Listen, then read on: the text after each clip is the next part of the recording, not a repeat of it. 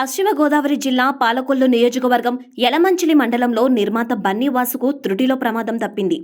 ఇటీవల కురిసిన భారీ వర్షాలతో గోదావరి నది పొంగి పొర్లుతోంది. పలు గ్రామాలు నీట మునిగాయి.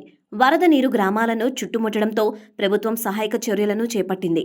బాడవ గ్రామంలో వరదలో చిక్కుకున్న వారిని పడవలో ఏనుగువారి లంకకు తీసుకువస్తుండగా వరద ఉద్రిక్తి పెరిగింది. దీంతో పడవ నీటిలో కొట్టుకుపోసాగింది. ఆ క్రమంలో పడవ కొబ్బరి చెట్టుకు తగిలి ఆగింది. దీంతో పడవలోని వారంతా కంగారు పడడంతో పడవ విరిగిపోయింది.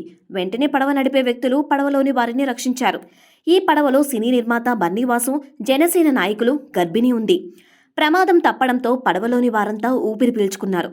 అదృష్టం బాగుండి ప్రమాదం తప్పిందని బన్నీవాసు అన్నారు. ప్రమాదం అంచున లంక గ్రామాల ప్రజలు ఉన్నారని, ప్రభుత్వం వెంటనే సహాయక చర్యలు వేగవంతం చేయాలని ఆయన ప్రభుత్వాన్ని కోరారు.